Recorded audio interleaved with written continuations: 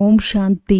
ಇಂದಿನ ದಿನಾಂಕ 24/4/2025. ಪ್ರಾರ್ಥ ಮುರಳಿ ಬಾಪ್ತಾದ ಮಧುಬನ. ಮಧುರ ಮಕ್ಕಳೇ, ವೈಜಯಂತಿಯ ಮಾಲೆಯಲ್ಲಿ ಬರಲು ನಿರಂತರ ತಂದೆಯನ್ನು ನೆನಪು ಮಾಡಿ ತಮ್ಮ ಸಮಯವನ್ನು ವ್ಯರ್ಥ ಮಾಡಬೇಡಿ. ವಿದ್ಯೆಯ ಮೇಲೆ ಸಂಪೂರ್ಣ ಗಮನ ಕೊಡಿ. ಪ್ರಶ್ನೆ: ತಂದೆಯು ತಮ್ಮ ಮಕ್ಕಳೊಂದಿಗೆ ಯಾವ ಒಂದು ನಿವೇದನೆ ಮಾಡಿಕೊಳ್ಳುತ್ತಾರೆ? ಉತ್ತರ: ತಂದೆಯು ನಿವೇದನೆ ಮಾಡಿಕೊಳ್ಳುತ್ತಾರೆ.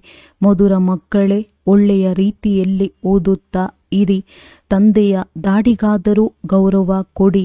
ತಂದೆಯ ಹೆಸರನ್ನು ಕೆಡಿಸುವಂತಹ ಯಾವುದೇ ಕೊಳಕು ಕೆಲಸವನ್ನು ಮಾಡಬೇಡಿ. ಸತ್ಯ ತಂದೆ, ಸತ್ಯ ಶಿಕ್ಷಕ, ಸದ್ಗುರುವಿನ ನಿಂದನೆ ಮಾಡಿಸಬೇಡಿ.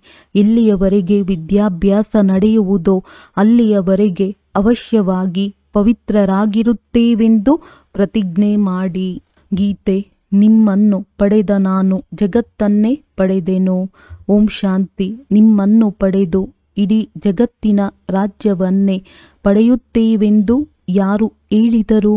ಈಗ ನೀವು ವಿದ್ಯಾರ್ಥಿಗಳೂ ಆಗಿದ್ದೀರಿ, ಮಕ್ಕಳೂ ಆಗಿದ್ದೀರಿ. ನಿಮಗೆ ತಿಳಿದಿದೆ, ಬೇಅದ್ದಿನ ತಂದೆಯೂ ನಾವು ಮಕ್ಕಳನ್ನು ವಿಶ್ವದ ಮಾಲೀಕರನ್ನಾಗಿ ಮಾಡಲು ಬಂದಿದ್ದಾರೆ. ಅವರ ಸನ್ಮುಖದಲ್ಲಿ ನಾವು ಕುಳಿತಿದ್ದೇವೆ ಮತ್ತು ರಾಜಯೋಗವನ್ನು ಕಲಿಯುತ್ತಿದ್ದೇವೆ. ಅರ್ಥಾತ್ ವಿಶ್ವದ ರಾಜಕುಮಾರ ಕುಮಾರಿಯರಾಗುವ ವಿದ್ಯೆಯನ್ನು ಓದಬೇಕು. ನೀವು ಇಲ್ಲಿಗೆ ಓದಲು ಬಂದಿದ್ದೀರಿ. ಈ ಗೀತೆಯು ಭಕ್ತಿ ಮಾರ್ಗದಲ್ಲಿ ಮಾಡಲಾಗಿದೆ. ಈಗ ಮಕ್ಕಳಿಗೆ ಬುದ್ಧಿಯಿಂದ ತಿಳಿದಿದೆ, ನಾವು ವಿಶ್ವದ ಮಹಾರಾಜ ಮಹಾರಾಣಿಯರಾಗುತ್ತೇವೆ. ತಂದೆಯು ಜ್ಞಾನಸಾಗರನಾಗಿದ್ದಾರೆ. ಪಾರಲೌಕಿಕ ಶಿಕ್ಷಕನು ಕುಳಿತು ಆತ್ಮಗಳಿಗೆ ಓದಿಸುತ್ತಾರೆ. ಆತ್ಮವು ಈ ಶರೀರರೂಪಿ ಕರ್ಮೇಂದ್ರಿಯಗಳ ಮೂಲಕ ತಿಳಿದುಕೊಂಡಿದೆ. ನಾವು ತಂದೆಯಿಂದ ವಿಶ್ವದ ಕಿರೀಟಧಾರಿ ರಾಜಕುಮಾರಿಯರಾಗಲು ಪಾಠಶಾಲೆಯಲ್ಲಿ ಕುಳಿತುಕೊಂಡಿದ್ದೇವೆ ಅಂದಾಗ ಎಷ್ಟೊಂದು ನಶೆ ಇರಬೇಕು. ತಮ್ಮನ್ನು ಕೇಳಿಕೊಳ್ಳಿ, ನಾವು ವಿದ್ಯಾರ್ಥಿಗಳಲ್ಲಿ ಇಷ್ಟೊಂದು ನಶೆ ಇದೆಯೇ? ಇದೇನು ಹೊಸ ಮಾತಲ್ಲ. ನಾವು ಕಲ್ಪಕಲ್ಪವು ವಿಶ್ವದ ಕಿರೀಟಧಾರಿ ರಾಜಕುಮಾರ ಕುಮಾರಿಯರಾಗಲು ತಂದೆಯ ಬಳಿ ಬಂದಿದ್ದೇವೆ. ಯಾವ ತಂದೆಯು ಆಗಿದ್ದಾರೆ, ಶಿಕ್ಷಕನೂ ಆಗಿದ್ದಾರೆ. ತಂದೆಯು ಕೇಳಿದಾಗ ನಾವಂತೂ ಸೂರ್ಯವಂಶಿ ಕಿರೀಟಧಾರಿ ರಾಜಕುಮಾರ ಕುಮಾರಿಯರಾಗುತ್ತೇವೆ, ಲಕ್ಷ್ಮೀ ನಾರಾಯಣರಾಗುತ್ತೇವೆ ಎಂದು ಹೇಳುತ್ತೀರಿ. ಅಂದ ಮೇಲೆ ತಮ್ಮನ್ನು ಹೃದಯಪೂರ್ವಕವಾಗಿ ಕೇಳಿಕೊಳ್ಳಿ, ನಾವು ಈ ರೀತಿಯ ಪುರುಷಾರ್ಥ ಮಾಡುತ್ತೇವೆಯೇ? ಯಾವ ಬೇಅದ್ದಿನ ತಂದೆಯು ಸ್ವರ್ಗದ ಆಸ್ತಿಯನ್ನು ಕೊಡಲು ಬಂದಿದ್ದಾರೆ? ಅವರು ನಮ್ಮ ತಂದೆ, ಶಿಕ್ಷಕ, ಸದ್ಗುರುವೂ ಆಗಿದ್ದಾರೆ. ಅಂದ ಮೇಲೆ ಅವರು ಅಷ್ಟು ಶ್ರೇಷ್ಠಾತಿಶ್ರೇಷ್ಠ ಆಸ್ತಿಯನ್ನೇ ಕೊಡುತ್ತಾರೆ. ಅಂದಾಗ ತಮ್ಮನ್ನು ನೋಡಿಕೊಳ್ಳಬೇಕು. ನಾವು ಇಂದು ಓದುತ್ತೇವೆ, ನಾಳೆ ಕಿರೀಟಧಾರಿ ರಾಜಕುಮಾರರಾಗುತ್ತೇವೆಂದು ನಮಗೆ ಖುಷಿ ಇದೆಯೇ? ಏಕೆಂದರೆ ಇದು ಸಂಗಮವಾಗಿದೆಯಲ್ಲವೇ? ಈಗ ನೀವು ಈ ತೀರದಲ್ಲಿದ್ದೀರಿ. ಆ ತೀರವಾದ ಸ್ವರ್ಗದಲ್ಲಿ ಹೋಗುವುದಕ್ಕಾಗಿ ಓದುತ್ತೀರಿ. ಅಲ್ಲಂತೂ ಸರ್ವಗುಣ ಸಂಪನ್ನ, ಸೋಲಾಕಲ ಸಂಪನ್ನರಾಗಿಯೇ ಹೋಗುತ್ತೀರಿ. ನಾವು ಇಷ್ಟು ಯೋಗ್ಯರಾಗುತ್ತೇವೆಯೇ ಎಂದು ತಮ್ಮೊಂದಿಗೆ ಕೇಳಿಕೊಳ್ಳಬೇಕಾಗುತ್ತದೆ.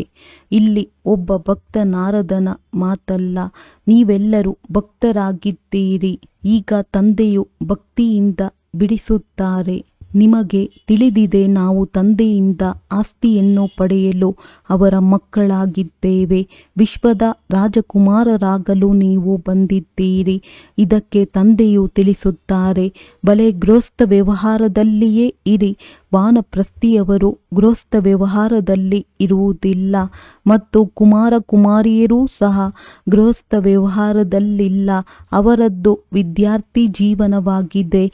ಬ್ರಹ್ಮಚರ್ಯದಲ್ಲಿಯೇ ವಿದ್ಯೆಯನ್ನು ಓದುತ್ತಾರೆ. ಈಗ ಈ ವಿದ್ಯೆಯು ಬಹಳ ಶ್ರೇಷ್ಠವಾದುದಾಗಿದೆ. ಇದರಲ್ಲಿ ಸದಾ ಕಾಲಕ್ಕಾಗಿ ಪವಿತ್ರರಾಗಬೇಕಾಗಿದೆ. ಅಲ್ಲಂತೂ ಬ್ರಹ್ಮಚರ್ಯದಲ್ಲಿ ವಿದ್ಯೆಯನ್ನು ಓದಿ ಮತ್ತೆ ವಿಕಾರದಲ್ಲಿ ಹೋಗುತ್ತಾರೆ. ಇಲ್ಲಿ ನೀವು ಬ್ರಹ್ಮಚರ್ಯದಲ್ಲಿದ್ದು ಪೂರ್ಣ ವಿದ್ಯೆಯನ್ನು ಓದುತ್ತೀರಿ. ತಂದೆಯು ತಿಳಿಸುತ್ತಾರೆ, ನಾನು ಪವಿತ್ರತೆಯ ಸಾಗರನಾಗಿದ್ದೇನೆ, ನಿಮ್ಮನ್ನು ಮಾಡುತ್ತೇನೆ. ನೀವು ತಿಳಿದುಕೊಂಡಿದ್ದೀರಿ, ಅರ್ಧಕಲ್ಪ ನಾವು ಪವಿತ್ರರಾಗಿದ್ದೆವು. ಬಾಬಾ, ನಾವೇಕೆ ಪವಿತ್ರರಾಗಿ ಪವಿತ್ರ ಪ್ರಪಂಚದ ಮಾಲೀಕರಾಗಬಾರದು ಎಂದು ಅವಶ್ಯವಾಗಿ ತಂದೆಯೊಂದಿಗೆ ಪ್ರತಿಜ್ಞೆ ಮಾಡಿದೆವು. ಎಷ್ಟು ದೊಡ್ಡ ತಂದೆಯಾಗಿದ್ದಾರೆ. ಬಲೆ, ಈ ಶರೀರವು ಸಾಧಾರಣವಾಗಿದೆ, ಆದರೆ ಆತ್ಮಕ್ಕೆ ನಶೆ ಏರುತ್ತದೆ. ಎಲ್ಲವೇ ಪವಿತ್ರರನ್ನಾಗಿ ಮಾಡಲು ತಂದೆಯು ಬಂದಿದ್ದಾರೆ ಮತ್ತು ತಿಳಿಸುತ್ತಾರೆ, ನೀವು ವಿಕಾರದಲ್ಲಿ ಹೋಗುತ್ತಾ ಹೋಗುತ್ತಾ ವೇಶ್ಯಾಲಯದಲ್ಲಿ ಬಂದು ಬಿಟ್ಟಿದ್ದೀರಿ. ನೀವು ಸತ್ಯಯುಗದಲ್ಲಿ ಪವಿತ್ರರಾಗಿದ್ದೀರಿ. ಈ ರಾಧೆ ಕೃಷ್ಣರು ಪವಿತ್ರ ರಾಜಕುಮಾರ ಕುಮಾರಿಯರಲ್ಲವೇ? ರುದ್ರಮಾಲೆಯನ್ನು ನೋಡಿ, ವಿಷ್ಣುವಿನ ಮಾಲೆಯನ್ನು ನೋಡಿ. ರುದ್ರಮಾಲೆಯೇ ನಂತರ ವಿಷ್ಣುವಿನ ಮಾಲೆಯಾಗುವುದು. ವೈಜಯಂತಿ ಮಾಲೆಯಲ್ಲಿ ಬರುವುದಕ್ಕಾಗಿ ತಂದೆಯು ತಿಳಿಸುತ್ತಾರೆ, ಮೊದಲು ನಿರಂತರ ತಂದೆಯನ್ನು ನೆನಪು ಮಾಡಿ. ತಮ್ಮ ಸಮಯವನ್ನು ವ್ಯರ್ಥ ಮಾಡಬೇಡಿ. ಈ ಕವಡೆಗಳ ಹಿಂದೆ ಕೋತಿಯಾಗಬೇಡಿ. ಕೋತಿಗಳು ಕಡಲೆಯನ್ನು ತಿನ್ನುತ್ತವೆ. ಈಗ ತಂದೆಯು ನಿಮಗೆ ರತ್ನಗಳನ್ನು ಕೊಡುತ್ತಿದ್ದಾರೆ. ಅಂದ ಮೇಲೆ ನೀವು ಕವಡೆಗಳು ಅಥವಾ ಕಡಲೆಯ ಹಿಂದೆ ಹೋಗುತ್ತೀರೆಂದರೆ ಸ್ಥಿತಿ ಏನಾಗುವುದು? ರಾವಣನ ಬಂಧನದಲ್ಲಿ ಹೊರಟು ಹೋಗುತ್ತೀರಿ. ತಂದೆಯು ಬಂದು ರಾವಣನ ಜೈಲಿನಿಂದ ಬಿಡಿಸುತ್ತಾರೆ. ತಿಳಿಸುತ್ತಾರೆ, ಮಕ್ಕಳೇ, ದೇಹ ಸಹಿತ ದೇಹದ ಎಲ್ಲ ಸಂಬಂಧಗಳನ್ನು ಬುದ್ಧಿಯಿಂದ ತ್ಯಾಗ ಮಾಡಿ ತಮ್ಮನ್ನು ಆತ್ಮನಿಶ್ಚಯ ಮಾಡಿಕೊಳ್ಳಿ. ನಾನು ಕಲ್ಪಕಲ್ಪವೂ ಭಾರತದಲ್ಲಿಯೇ ಬರುತ್ತೇನೆ. ಭಾರತವಾಸಿ ಮಕ್ಕಳನ್ನು ವಿಶ್ವದ ಕಿರೀಟಧಾರಿ ರಾಜಕುಮಾರ ರಾಜಕುಮಾರಿಯರನ್ನಾಗಿ ಮಾಡುತ್ತೇನೆ. ತಂದೆಯು ಎಷ್ಟು ಸಹಜವಾಗಿ ಓದಿಸುತ್ತಾರೆ. 4 ಅಥವಾ 8 ಗಂಟೆಗಳ ಕಾಲ ಬಂದು ಕುಳಿತುಕೊಳ್ಳಿ ಎಂದು ಹೇಳುವುದಿಲ್ಲ.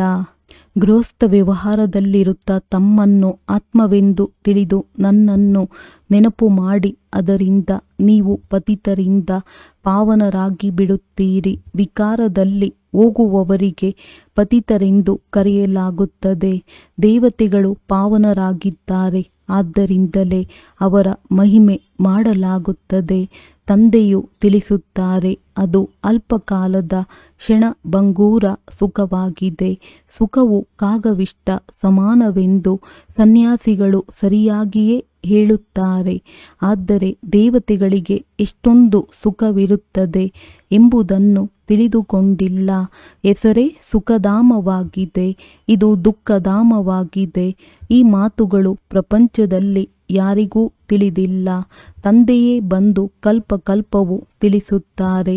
ದೇಹಿ ಅಭಿಮಾನಿಗಳನ್ನಾಗಿ ಮಾಡುತ್ತಾರೆ.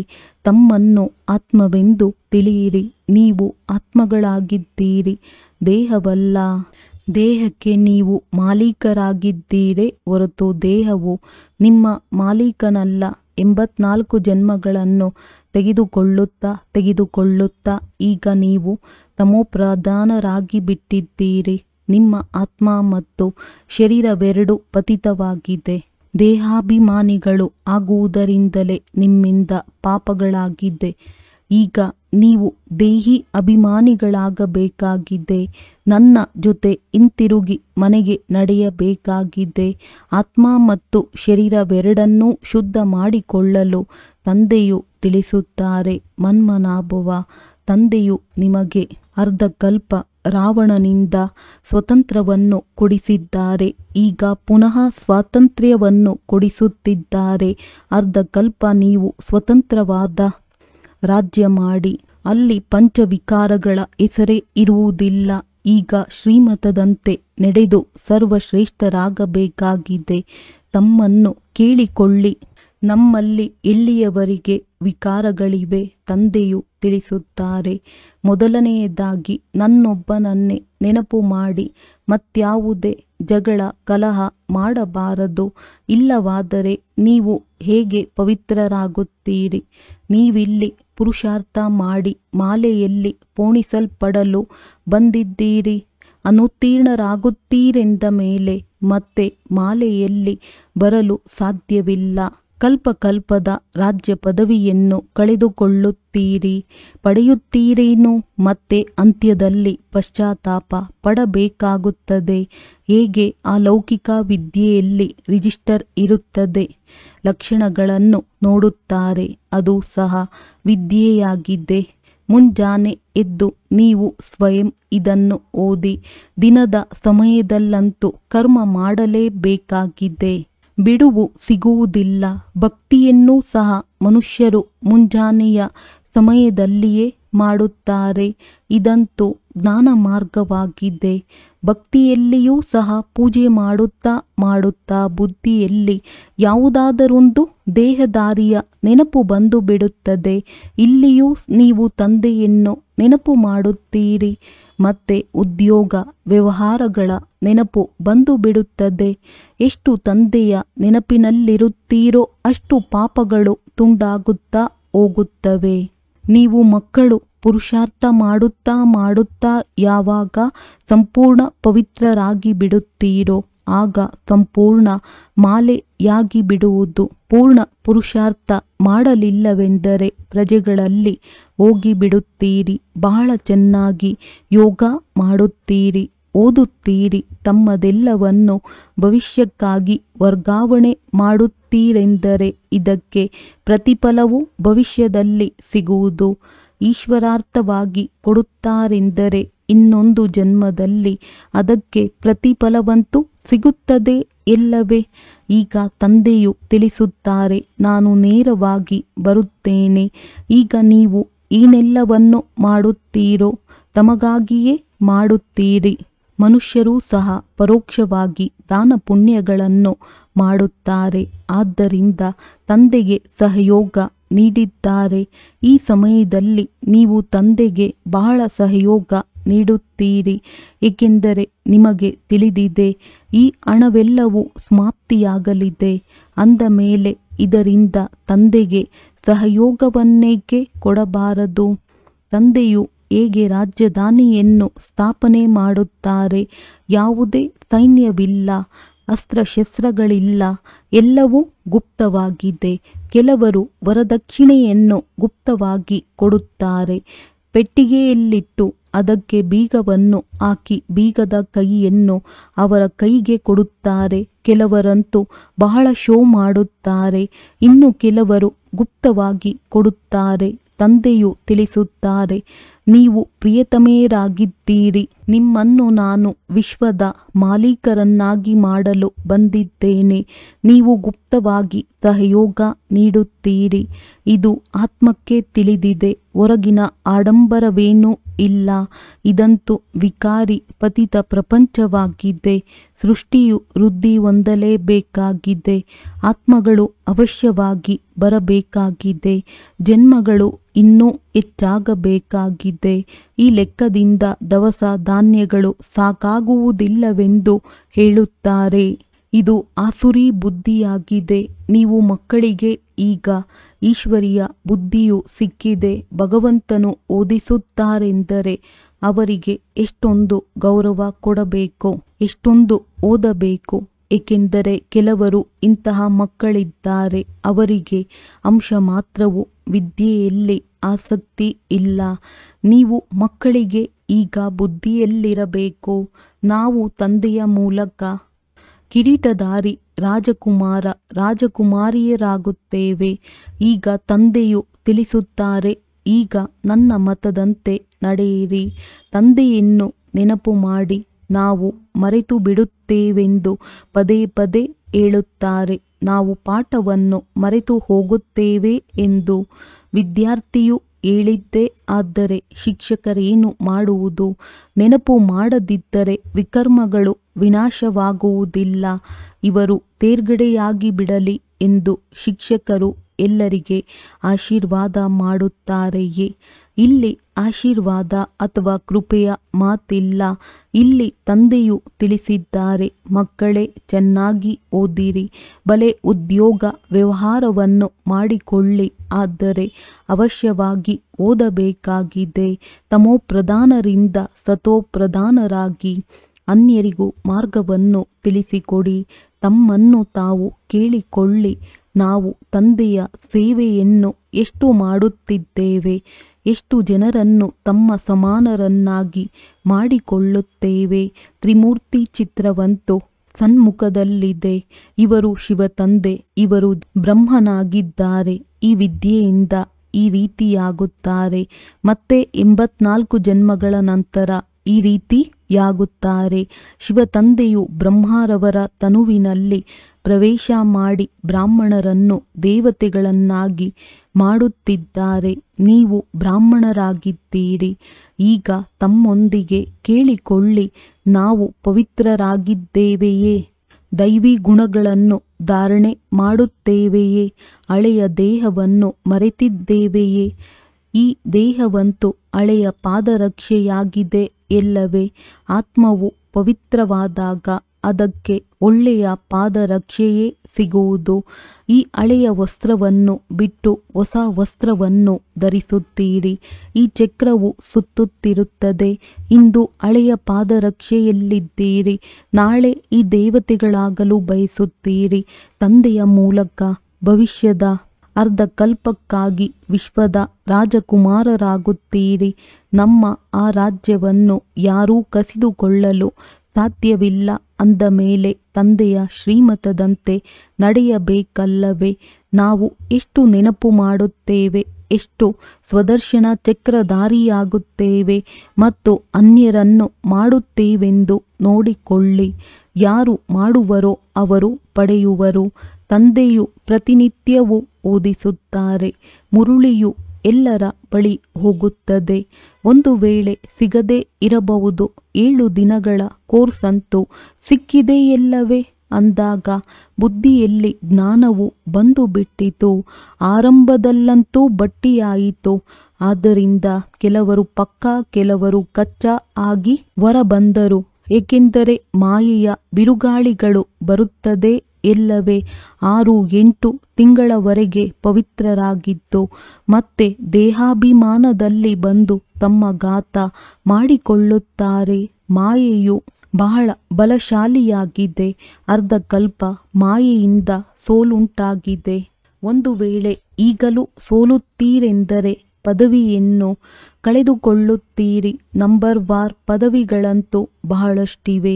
ಕೆಲವರು ರಾಜ ರಾಣಿ, ಕೆಲವರು ಮಂತ್ರಿಗಳು, ಕೆಲವರು ಪ್ರಜೆಗಳು, ಕೆಲವರಿಗೆ ಮಂತ್ರಿಗಳು, ಕೆಲವರು ಪ್ರಜೆಗಳು, ಕೆಲವರಿಗೆ ವಜ್ರ ವೈಡೂರ್ಯಗಳ ಮೆಹಲುಗಳು.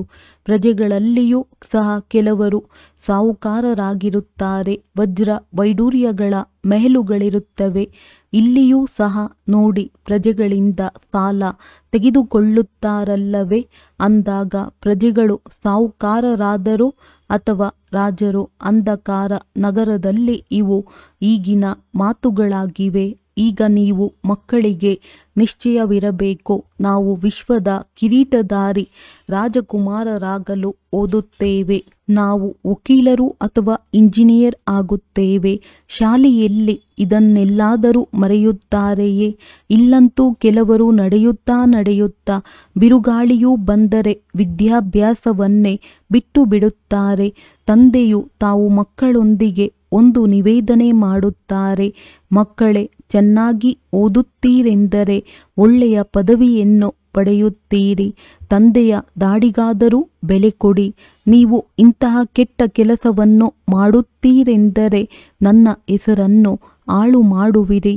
ಸತ್ಯ ತಂದೆ, ಸತ್ಯ ಶಿಕ್ಷಕ, ಸದ್ಗುರುವಿನ ನಿಂದನೆ ಮಾಡಿಸುವವರು ಶ್ರೇಷ್ಠ ಪದವಿಯನ್ನು ಪಡೆಯಲು ಸಾಧ್ಯವಿಲ್ಲ. ಈ ಸಮಯದಲ್ಲಿ ನೀವು ವಜ್ರ ಸಮಾನರಾಗುತ್ತೀರಿ. ಅಂದ ಮೇಲೆ ಕವಡೆಗಳ ಹಿಂದೇಕೆ ಬೀಳುತ್ತೀರಿ? ಬ್ರಹ್ಮ ತಂದೆಗೆ ಸಾಕ್ಷಾತ್ಕಾರವಾಯಿತು.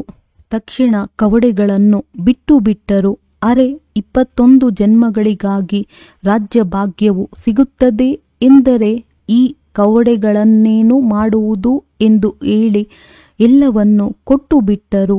ನಾವಂತೂ ವಿಶ್ವದ ರಾಜ್ಯಭಾಗ್ಯವನ್ನು ತೆಗೆದುಕೊಳ್ಳುತ್ತೇವೆ, ಇದು ಸಹ ತಿಳಿದಿದೆ, ವಿನಾಶವಾಗಲಿದೆ. ಈಗ ಓದಲಿಲ್ಲವೆಂದರೆ ಟೂಲೇಟ್ ಆಗಿಬಿಡುತ್ತದೆ, ಪಶ್ಚಾತ್ತಾಪ ಪಡಬೇಕಾಗುತ್ತದೆ. ಮಕ್ಕಳಿಗೆ ಎಲ್ಲವೂ ಸಾಕ್ಷಾತ್ಕಾರವಾಗಿ ಬಿಡುವುದು. ತಂದೆಯು ತಿಳಿಸುತ್ತಾರೆ, ಏ ಪತಿತ ಪಾವನ ಎಂದು ನೀವು ನನ್ನನ್ನು ಕರೆಯುತ್ತೀರಿ. ಈಗ ನಾನು ಪತಿತ ಪ್ರಪಂಚದಲ್ಲಿ ನಿಮಗಾಗಿ ಬಂದಿದ್ದೇನೆ ಮತ್ತು ಪಾವನರಾಗಿ ಎಂದು ತಿಳಿಸುತ್ತೇನೆ. ಮತ್ತೆ ನೀವು ಪದೇ ಪದೇ ಕೆಸರಿನಲ್ಲಿ ಹೋಗಿ ಬೀಳುತ್ತೀರಿ. ನಾನಂತೂ ಕಾಲರ ಕಾಲನಾಗಿದ್ದೇನೆ, ಎಲ್ಲರನ್ನೂ ಕರೆದುಕೊಂಡು ಹೋಗುತ್ತೇನೆ. ಸ್ವರ್ಗದಲ್ಲಿ ಹೋಗುವುದಕ್ಕಾಗಿ ತಂದೆಯು ಮಾರ್ಗವನ್ನು ತಿಳಿಸುತ್ತಾರೆ. ಸೃಷ್ಟಿ ಚಕ್ರವು ಹೇಗೆ ಸುತ್ತುತ್ತದೆ ಎಂಬ ಜ್ಞಾನವನ್ನು ಕೊಡುತ್ತಾರೆ. ಇದು ಬೇಅದ್ದಿನ ಜ್ಞಾನವಾಗಿದೆ. ಯಾರು ಕಲ್ಪದ ಹಿಂದೆ ಓದಿದ್ದಾರೆಯೋ ಅವರೇ ಓದುತ್ತಾರೆ. ಅದು ಸಹ ಸಾಕ್ಷಾತ್ಕಾರವಾಗುತ್ತಾ ಇರುತ್ತದೆ. ಈ ನಿಶ್ಚಯವಾಗಲಿ, ಬೇಅದ್ದಿನ ತಂದೆಯೂ ಬಂದಿದ್ದಾರೆ. ಯಾವ ಭಗವಂತನೊಂದಿಗೆ ಮಿಲನ ಮಾಡುವುದಕ್ಕಾಗಿ ಇಷ್ಟೊಂದು ಭಕ್ತಿ ಮಾಡಿದ್ದೇವೆಯೋ ಅವರು ಇಲ್ಲಿಗೆ ಬಂದು ಓದಿಸುತ್ತಿದ್ದಾರೆ. ಇಂತಹ ತಂದೆಯೊಂದಿಗೆ ನಾವು ವಾರ್ತಾಲಾಪವಾದರೂ ಮಾಡೋಣ. ಎಷ್ಟೊಂದು ಉಲ್ಲಾಸ, ಖುಷಿಯಿಂದ ಓಡಿಕೊಂಡು ಬಂದು ಮಿಲನ ಮಾಡಬೇಕು. ಒಂದು ವೇಳೆ ಪಕ್ಕಾ ನಿಶ್ಚಯವಿದ್ದರೆ ಇಲ್ಲಿ ಮೋಸದ ಮಾತಿಲ್ಲ. ಇಂಥವರು ಅನೇಕರಿದ್ದಾರೆ. ಪವಿತ್ರರಾಗುವುದಿಲ್ಲ, ಓದುವುದಿಲ್ಲ, ತಂದೆಯ ಬಳಿ ನಡೆಯಿರಿ ಎಂದು ಬರುತ್ತಾರೆ. ಹಾಗೆಯೇ ಕೇವಲ ತಿರುಗಾಡುವುದಕ್ಕೂ ಬಂದು ಬಿಡುತ್ತಾರೆ. ತಂದೆಯು ಮಕ್ಕಳಿಗೆ ತಿಳಿಸುತ್ತಾರೆ, ನೀವು ಮಕ್ಕಳು ತಮ್ಮ ರಾಜಧಾನಿಯನ್ನು ಗುಪ್ತವಾಗಿ ಸ್ಥಾಪನೆ ಮಾಡಬೇಕಾಗಿದೆ. ಪವಿತ್ರರಾಗುತ್ತೀರೆಂದರೆ ತಮೋ ಪ್ರಧಾನರಿಂದ ಸತೋ ಪ್ರಧಾನರಾಗುತ್ತೀರಿ. ಈ ರಾಜಯೋಗವನ್ನು ತಂದೆಯೇ ಕಲಿಸಿಕೊಡುತ್ತಾರೆ. ಬಾಕಿ ಅವರಂತೂ ಹಠಯೋಗಿಗಳಾಗಿದ್ದಾರೆ. ತಂದೆಯು ತಿಳಿಸುತ್ತಾರೆ, ತಮ್ಮನ್ನು ಆತ್ಮವೆಂದು ತಿಳಿದು ತಂದೆಯಾದ ನನ್ನನ್ನು ನೆನಪು ಮಾಡಿ ಈ ನಶೆಯನ್ನಿಟ್ಟುಕೊಳ್ಳಿ. ನಾವು ಬೇಅದ್ದಿನ ತಂದೆಯಿಂದ ವಿಶ್ವದ ರಾಜಕುಮಾರರಾಗಲು ಬಂದಿದ್ದೇವೆ. ಅಂದ ಮೇಲೆ ಶ್ರೀಮತದಂತೆ ನಡೆಯಬೇಕು. ಮಾಯೆಯು ಈ ರೀತಿ ಇದೆ, ಅದು ಬುದ್ಧಿಯೋಗವನ್ನೇ ಕತ್ತರಿಸಿ ಬಿಡುತ್ತದೆ. ತಂದೆಯು ಸಮರ್ಥನಾಗಿದ್ದಾರೆ ಅಂದ ಮೇಲೆ ಮಾಯೆಯೂ ಸಹ ಸಮರ್ಥವಾಗಿದೆ. ಅರ್ಧಕಲ್ಪ ರಾಮರಾಜ್ಯ, ಇನ್ನರ್ಧಕಲ್ಪ ರಾವಣ ರಾಜ್ಯ. ಇದನ್ನೂ ಸಹ ಯಾರೂ ತಿಳಿದುಕೊಂಡಿಲ್ಲ. ಒಳ್ಳೆಯದು. ಮಧುರಾತಿ ಮಧುರ ಅಗಲಿ ಹೋಗಿ ಮರಳಿ ಸಿಕ್ಕಿದ ಮಕ್ಕಳ ಪ್ರತಿ ಮಾತಾಪಿತಾ ಬಾಪ್ ದಾದಾರವರ ನೆನಪು, ಪ್ರೀತಿ ಹಾಗೂ ಸುಪ್ರಭಾತ. ಆತ್ಮೀಯ ಮಕ್ಕಳಿಗೆ ಆತ್ಮೀಯ ತಂದೆಯ ನಮಸ್ತೆ. ಧಾರಣೆಗಾಗಿ ಮುಖ್ಯ ಸಾರ. ಸದಾ ನಶೆ ಇರಲಿ. ನಾವು ಇಂದು ಓದುತ್ತೇವೆ, ನಾಳೆ ರಾಜಕುಮಾರ ಕುಮಾರಿಯರಾಗುತ್ತೇವೆ. ತಮ್ಮ ಹೃದಯದೊಂದಿಗೆ ಕೇಳಿಕೊಳ್ಳಬೇಕು, ನಾವು ಇಂತಹ ಪುರುಷಾರ್ಥ ಮಾಡುತ್ತೇವೆಯೇ? ತಂದೆಯ ಪ್ರತಿ ಅಷ್ಟೊಂದು ಗೌರವವಿದೆಯೇ? ವಿದ್ಯೆಯಲ್ಲಿ ಆಸಕ್ತಿ ಇದೆಯೇ? ತಂದೆಯ ಕರ್ತವ್ಯದಲ್ಲಿ ಗುಪ್ತ ಸಹಯೋಗಿಗಳಾಗಬೇಕಾಗಿದೆ. ಭವಿಷ್ಯಕ್ಕಾಗಿ ತಮ್ಮದೆಲ್ಲವನ್ನು ವರ್ಗಾವಣೆ ಮಾಡಬೇಕಾಗಿದೆ. ಕವಡೆಗಳ ಹಿಂದೆ ಸಮಯವನ್ನು ಕಳೆಯದೆ ವಜ್ರ ಸಮಾನರಾಗುವ ಪುರುಷಾರ್ಥ ಮಾಡಬೇಕು.